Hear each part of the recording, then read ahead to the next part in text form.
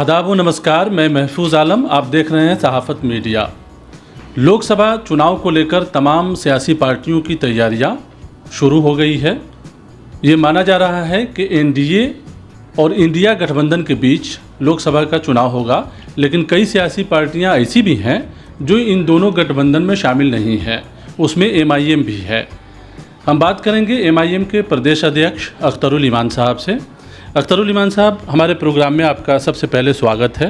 पहला सवाल यही होगा कि ना आप एनडीए में हैं और ना ही इंडिया में हैं, दोनों गठबंधन में आप नहीं हैं।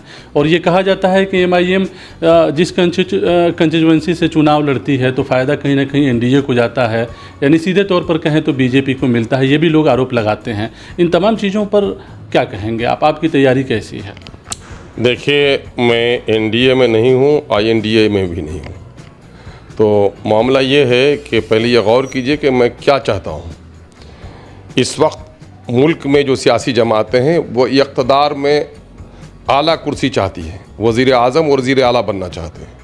और मुस्लिम अक़लियत के लोग हैं वो वज़ीर आला और वज़ीर आज़म बनने का मुजरिमाना ख्वाब नहीं देखते, बल्कि इस मुल्क में इज़्ज़तदार शहरी की हैसियत से और जो उनको आइनी हुकूक़ है उसको हासिल करना चाहते हैं।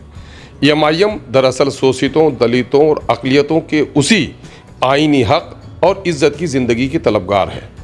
हम फ़िरक़ा परस्ती को न हवा दे सकते हैं, न फ़िरक़ा परस्ती को पसंद कर सकते हैं, न फ़िरक़ा परस्ती मेरा अमल है। लेकिन आप देखेंगे कि यहाँ चाहे एनडीए के लोग हों या इंडिया के लोग हों, इन लोगों का मामला क्या है कि चित भी मेरी पट भी मेरी। एनडीए के लोग मुसलमानों को पर जुल्म करके फ़िरक़ा परस्त वोटों को मुत्तहिद करना चाहते हैं और एनडीए के और फ़िरक़ा परस्तों के ज़रिए पिटते हुए मुसलमानों को देखकर ये इंडिया के लोग जो हैं, नए गठबंधन के लोग, अंदर उन्हें खाना मुस्कुराते हैं और ये कहते हैं अब जाएंगे किधर। 75 सालों से यही होता रहा है। तमाम तौर आदाद व शुमार सरकारी गैर सरकारी ये बता रहे हैं। सचर कमेटी की रिपोर्ट, जस्टिस रिपोर्ट बता रही है कि इन 75 सालों में मुसलमानों का हाल बुरा हुआ है। हम उसी अदल व इंसाफ के लिए उठे हैं। चूँकि बीजेपी चाहती नहीं है मुसलमानों को इस मुल्क में जीने देना, और इंडिया के लोग ये भी इज्जत के साथ जीना नहीं देना चाहते हैं, ये रखेल बनाकर रखना चाहते हैं। और ये समझते हैं कि एमआईएम आएगी तो हिस्से की बात करेगी, इससे इनके पेट में ऐंठन हो रही है। 2019 में हम लोगों ने बाज़ाब्ता यहाँ पर प्रेस कॉन्फ्रेंस करके पटने में कहा था कि भाई सेकुलर वोटों के बिखराव से बचाना हमारी और आपकी मुश्तरका जिम्मेदारी है, आइए हम लोग मिलकर लड़ाई लड़ें। लेकिन किसी ने उस ज़माने में हमारी तेजस्वी साहब से 2-3 मुलाकातें हुई, लालू जी को खबर पहुंचाया, लालू जी से मिलने रांची तक गया, और हम लोग चाहे, लेकिन ये लोग नहीं चाहते हैं। नीतीश कुमार जी ने तो शुरू दिन में ही जब 5 जीत के आए तो उनकी आंखें फट गईं और उसने कहा था कि अकेले रह जाइएगा। और इन लोगों ने दल बल छल और पूरी कुव्वत इजलाकर, अगर बीजेपी के लोगों ने बाबरी मस्जिद तोड़ी तो ये गठबंधन के लोगों ने, इंडिया गठबंधन के लोगों ने, अब कहूँ मैं तो इसमें हक़ है कि इन लोगों ने 75 सालों के दरमियान में पहली मुस्लिम क़यादत को जो उभरकर असेंबली में आई थी, इनका गला घोट दिया है। यानी कि इन्हें सिर्फ वोट मुसलमानों का चाहिए, आप ये कह रहे हैं, नेतृत्व तो नहीं चाहिए, लीडरशिप नहीं चाहते हैं ये लोग। एक सवाल यहाँ ये भी है कि हर सियासी पार्टी गठबंधन में रहना चाहती है ताकि उसकी जीत जो है कहीं ना कहीं सुनिश्चित हो सके। आप गठबंधन में नहीं हैं, फिर आपके लिए मुकाबला तो और काफ़ी सख्त होगा। लेकिन मैं गठबंधन में नहीं हूँ, मैं तो गठबंधन में रहना चाहता हूँ। मैं तो साफ तौर पर कहता हूँ, इस मामले में कोई हिजाब नहीं है। लेकिन ये लोग हमें नहीं रखना चाहते हैं, चूँकि इनकी नीयत मुस्लिम वोटों को रखेल बना कर रखनी है। रखेल बनाने की जो इनकी आदत है तो ये मुश्किल में इनको डाल देती है। ये कहाड़ बना के मुसलमानों को रखना चाहते हैं कि इनके कंधे पर हम जाकर तख्त ताज पे चढ़ जाएं और ये हमें से गुलामी करें। और ये एमआईएम इसी बात की पक्षधर नहीं है। वो कह रही कि भाई लोकतंत्र की यही खूबसूरती है कि जिसकी जितनी आबादी उसकी उतनी हिस्सेदारी हमारी तय करो। बिहार में अगर हमारी आबादी 17-18% है तो आज हमारी नौकरियों में 5%, 6% भी नहीं है। तुम अगर नाम के तौर पर वजारत भी देते हो तो झुंझुना वाली वजारत देते हो। लोग कटते हैं, पिटते हैं, मरते हैं। उर्दू का बड़ा हिस्से का ताल्लुक अक़लियत से है। उर्दू के टीचर बहाल नहीं हो रहे हैं, उर्दू के स्कूल बंद हो रहे हैं, मदरसे का बुरा हाल है, उर्दू एकेडमी का बुरा हाल है। सनोबर मारी जाती है, चीखती है, चिल्लाती है। पटना में पीएमसीएच में कोई एक कदम देखने उसे नहीं जाता है।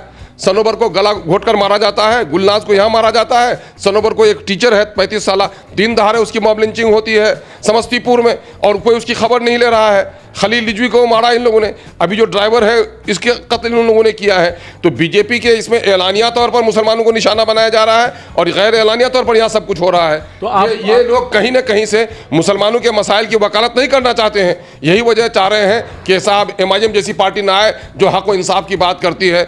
चोर को रोशनी से डर लगता है और अक़लियतों की दुश्मन ताकतों को अक़लियत की नुमाइंदगी से डर लगता है। आप गठबंधन में शामिल होना चाहते हैं, जबकि गठबंधन में जो लोग हैं, जो सियासी पार्टियां हैं, वो ये इल्ज़ाम लगाते नहीं थकती है कि MIM जहां से चुनाव लड़ती है फ़ायदा बीजेपी को होता है, NDA को होता है। ये आवाम के सादालुही का गलत फ़ायदा ये उठा रहे हैं।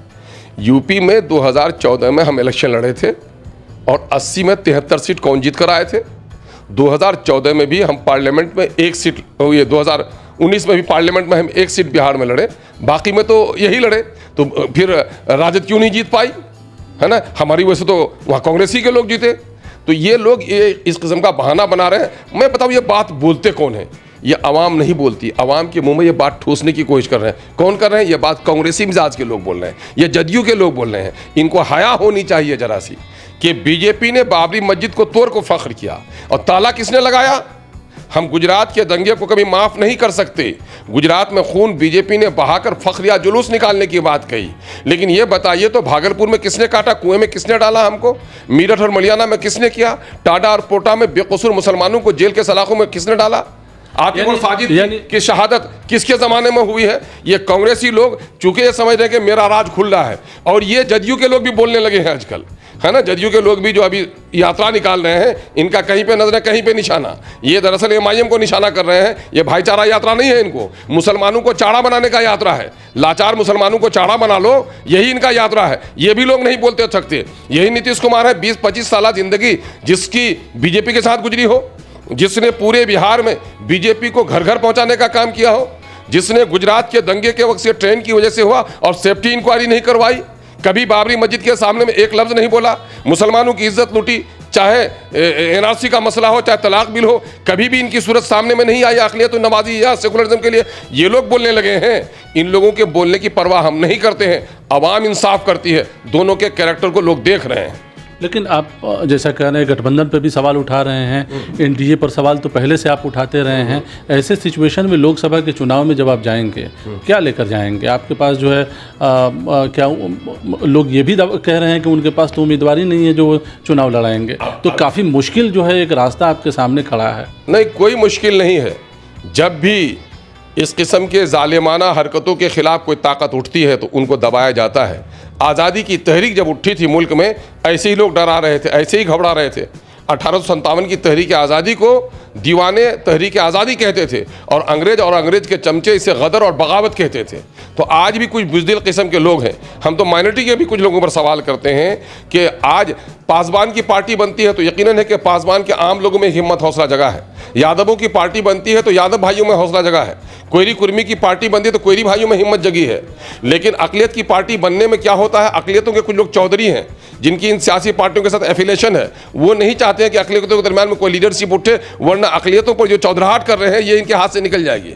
और आवाम का मसला है, वोट किसी के घर की जागीर नहीं है, न NDA की न इंडिया की। वोट जो जागीर है वो आवाम की है। अल्हम्दुलिल्लाह पूरे बिहार में जिस तेज़ी के साथ मज़लूम मुसलमानों में, मज़लूम दलितों में MIM का पैगाम पहुंच रहा है, नौजवान जिस जोश और जज्बे के साथ पार्टी का इस्तकबाल कर रहे हैं, ये कर रहे हैं, ये एक वक्त आएगा कि इनको ज़मीन नहीं मिलेगी और ये खुद ये तो करते रहे, सारा करतूत उल्टा। मिशन 2024 MIM का क्या है? मिशन 2024 मेरा साफ है। हम बिहार के 38 जिलों में से बेशतर जिलों में हमने पार्टी का संगठन खड़ा कर लिया है।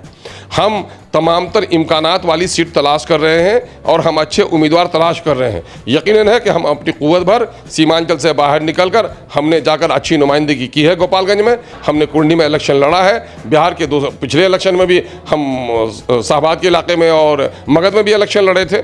हम अब की बार मजबूती के साथ आइंदा का इलेक्शन लड़ेंगे। एक सवाल ये भी बनता है कि NDA अभी 10 सालों से पावर में है, उससे पहले UPA रही। UPA में बिहार के कई नेता शामिल थे, NDA में भी कई नेता शामिल हैं। लोकसभा का चुनाव है, बिहार में इन नेताओं को जिनका कंट्रीब्यूशन वो बताते हैं कि बिहार के डेवलपमेंट में काफ़ी है, आप क्या मानते हैं? अब बता दें कौन सा पैरामीटर है इनका, बता दें। बिहार से पलायन रुक गया क्या?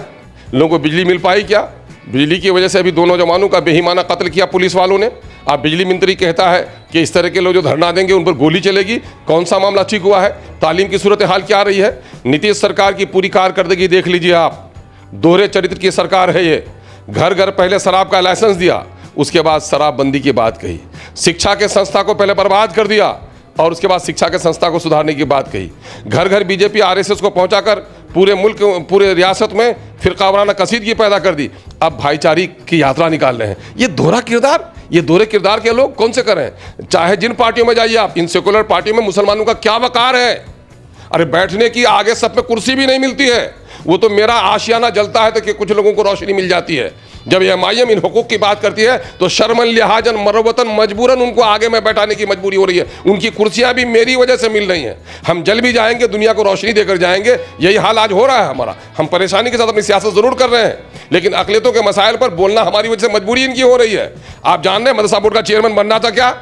आप जान रहे हैं अकलियती कमीशन का चेयरमैन बनना था क्या? महिला आयोग का चेयरमैन बनना था क्या? मुझे गवाही दी एक सहाफी होने की हैसियत से। किसी पार्टी में दम है, किसी ने आवाज उठाई?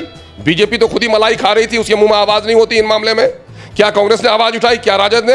अगर कोई आवाज उठाई, क्या अकलियती कमीशन का चेयरमैन क्यों नहीं बना, मदरसा का चेयरमैन क्यों नहीं बना? यह आवाज एमआईएम की थी। एमआईएम की आवाज से आज फैसले बदलते हैं। और कुछ लोग हैं जो हम पर एतराज करते हैं। अरे हम तो खालिस नीयत के साथ उठे हैं कि इस मुल्क की तरक्की फिरका परस्ती में नहीं है। इस मुल्क की तरक्की अमन में है, और अमन उस वक्त तक कायम नहीं होगा जब तक इंसाफ कायम नहीं होगा। फिरका परस्ती कभी अमन कायम होने नहीं दे सकती। एक तरफ फिरका परस्त है, दूसरी तरफ मौका परस्त है, और हम इंसाफ परस्त बनकर सामने में आए हैं। इंडिया गठबंधन में जो पार्टियां शामिल है बिहार की अगर बात करें तो आरजेडी, जेडीयू, कांग्रेस को भी ले लें, तो इन तमाम की नज़र मुस्लिम वोटों पे रहती है। और ये तो मान के चलते हैं कि मुस्लिम वोटर जाएगा कहाँ, वो हमें ही वोट देगा। ऐसे में एग्जिस्टेंस का सवाल जो है बनता है आपकी पार्टी का भी, और कहीं ना कहीं आपकी आइडियोलॉजी का भी। देखिए, एक बात कही जाती फारसी में, चू आब आयत तयम्मुम बर्खास्त। कल तक ऑप्शन नहीं था लोगों के पास। मेरा जो वजूद देख रहे हैं ये ऑप्शन है। हम जो 5 जीत के आए थे ये ऑप्शन है। गोपालगंज में जो लोगों ने मुझे कलीजे से लगाया ये मेरा ऑप्शन है। कुंडी में जो हमने अपनी ताकत का इजहार किया ये हमारा ऑप्शन है। लोगों के सामने में ऑप्शन आ गया है। कल तक आगोश में बच्चा न था तो तकिया को, कभी बिल्ली के बच्चे को, बड़े घराने की औरतें कुत्ते के बच्चे को गोद में लेती हैं। जब 12 साल के बाद उनको अपना बच्चा हो जाए, काला कलोटा ही क्यों न हो, उसका पेशानी चूमती हैं। दलितों को और अक़लियतों को, कमज़ोर तबक़ात को लगता है कि कल तक तो मेरी बात करने वाला कोई नहीं था, आज तो बैरिस्टर अवैसी है और बिहार में एमआईएम हमारी बात कर रही है, तो उसको अपनायत का एहसास होने लगा है। अपने दर्द की आवाज़ लगाने वालों की पहचान वो करने लगे हैं। यही वजह है कि चलिए आज बिहार के किस हिस्से में मैं दावे के साथ कहता हूँ कि मेरा एक अदना सा खादिम जाता है एमआईएम का, और वक्त का मंत्री भी जाए, अक़लियत और मजलूम लोग ज़्यादा उम्मीद की नज़र से अगर किसी को देखते हैं तो एमआईएम के लोगों को देख रहे हैं। नीतीश कुमार बार बार ये कहते हैं कि हमने अल्पसंख्यक समुदाय के लिए बहुत काम किया है, मदरसा के लिए किया और तमाम चीज़ों के लिए किया। तेजस्वी भी दावा अपना अलग अलग ठोक रहे हैं। इनके लोग भी जो है माइनॉरिटी इलाके में जा रहे हैं लोकसभा चुनाव को देखते हुए। ये आखिरी मेरा सवाल है, ऐसे में जो है एमआईएम क्या खुद भी बिहार का दौरा करेगी, लोगों के बीच में जाएगी, सरकार के बारे में बताएगी, अपने बारे में बताएगी, क्या कहेंगे? नहीं, नीतीश कुमार ने तो यकीनन अक़लियतों के लिए बड़ा काम किया है। पूरे मुल्क में सबसे पहले अगर मोदी को किसी ने तख्त पर आने की आवाज़ दी है तो वो दावत देने वाला नीतीश कुमार है। जब गोधरा में ट्रेन में आग लगी थी और उसका सेफ्टी इंक्वायरी नहीं कराने का काम अगर किसी ने किया है तो वो नीतीश कुमार जी हैं। एनआरसी के बिल में अगर किसी ने साथ दिया है मुसलमानों के ख़िलाफ़ तो वो नीतीश कुमार जी हैं। तलाक़ बिल में किसी ने अगर किसी ने साथ दिया है तो वो नीतीश कुमार जी हैं। बीजेपी के उम्मीदवार जो प्रेसिडेंट के उम्मीदवार हैं उसको भी साथ दिया है आम लोगों के रुझान के खिलाफ, तो वो नीतीश कुमार जी हैं। उर्दू को जो तबाह बर्बाद कर दिया है यकीनन है कि वो नीतीश कुमार की सरकार है। इन नीतीश कुमार के 15 सालों की सरकार में मुसलमानों की नौकरी में जो हिस्सेदारी को समेट कर कोने में कर दिया गया उसका नाम नीतीश कुमार है। यकीनन नीतीश कुमार ने बड़े खिदमात किए हैं, उनके खिदमात का दायरा बड़ा वसी है। और आप बिहार शरीफ नालंदा जो उनका गृह जिला है वहाँ पर भी हमारी मजहबी किताबों को जलाने का काम और पुलिसों को इनाम देने का काम अगर किसी ने किया है तो नीतीश कुमार जी ने किया है। आज भी मुसलमानों का जो कत्ल हुआ है और कहीं भी उनके कंपनसेशन की कोई बात नहीं की है, ये काम नीतीश कुमार जी ने किया है। और उसके पीठ के साथ साथ उनके भतीजे भी, अब जो सोनोबर की लाश निकली हो, गुलनाज की लाश निकली हो, और अभी एक ड्राइवर मारा गया है छपड़ा में, मुस्लिम ड्राइवर ज़हीर खान, ये तमाम तर लोगों के मामले में अगर चुप्पी किसी ने साधा है तो उसका नाम मिस्टर तेजस्वी यादव है। और बिहार की मुस्लिम आबादी का एक बड़ा हल्का जो सीमांचल की पट्टी में रहता है, सीमांचल का बुरा हाल करके रखा है, सैलाब की तबाही है, सड़कें नहीं बन पा रही हैं, पुल नहीं बन पा रहा है, एम्स का कोई ब्रांच के लिए प्रस्ताव भेजने के लिए तैयार नहीं है, कोई मेडिकल कॉलेज हमको नहीं दिया गया है। और हद तो ये है कि अलीगढ़ यूनिवर्सिटी के लिए जो कैंपस है उसके लिए ज़मीन देने में नीतीश कुमार जी को बड़ी ऐंठन हुई और उसके फंड के लिए कभी मुतालबा नहीं किया है। 12-12 साल से पुल लटक रहे हैं, बस्तियां कट रही हैं, उसमें कुछ भी नहीं किया है। तो यकीनन है कि ये सारा काम मुसलमानों की बेहतरी के लिए तो इसने किया है। एक आखिरी हमारा सवाल था कि लोकसभा चुनाव को देखते हुए एमआईएम पूरे बिहार का दौरा करेगी? जो आप ये सवाल कह रहे हैं, क्या लोगों को बताएंगे, अपनी बात बताएंगे? देखिए, मक्खी मच्छर गंदगी जब फैल जाती है तो फिर उसकी सफाई का कोई सामान होता है। हम लोग तो देख रहे हैं कि ये जो इनके जमूड़े हैं और मदारी है, मदारी और जमूड़ी का तमाशा ख़त्म करने के लिए अनकरीब पूरे बिहार में एमआईएम दौरा करेगी। इनके तमाम तर मक्कारियों का भंडा फोड़ करेंगे, इनके फ़र्का परस्ती के तमाम तर जो हिडन एजेंडे हैं उसका खुलासा करेंगे। और अगर हिम्मत है जदयू में, हिम्मत है राजद में, तो 15-15-30 साल दौरान हुकूमत के बारे में ये वाइट पेपर इशू करे कि इन्होंने दलितों के लिए और अक़लियतों के लिए क्या काम किया है, अक़लियतों को कहाँ से इंसाफ दिलाया। हिम्मत है तो वाइट पेपर जारी करे। अगर वाइट पेपर में उसका इंसाफ दिखेगा तो एमआईएम अपना दुकान समेट लेगी। और मैं समझता हूँ कि उसके अंदर में हिम्मत नहीं होगी और हम उसका काला चिट्ठा आवाम के सामने में पेश करने के लिए खुद हाजिर होंगे ताकि लोगों को आईना दिखा दें। वोट तो आवाम की जागीर है, फैसला उनको करना है, लेकिन हमारा काम है कि हम हक बात बगैर किसी खौफ के आवाम के सामने में करें। वो फरीजे को बड़ी हुस्न खूबी के साथ एमआईएम अंजाम देगी। बहुत शुक्रिया सहाफ़त मीडिया से बात करने का। तो ये थे अख्तरुल ईमान साहब, एमआईएम के प्रदेश अध्यक्ष। एमआईएम का मानना है कि लोकसभा चुनाव को लेकर वो पूरे बिहार का दौरा करेंगे, सरकार की पॉलिसियों को लोगों के सामने रखेंगे और ये बताने की कोशिश करेंगे कि उनकी पॉलिसी क्या है। उन्होंने ये भी दावा किया है कि लोकसभा चुनाव में बिहार के मुख्तलिफ इलाकों में अपना उम्मीदवार खड़ा करेंगे। नमस्कार।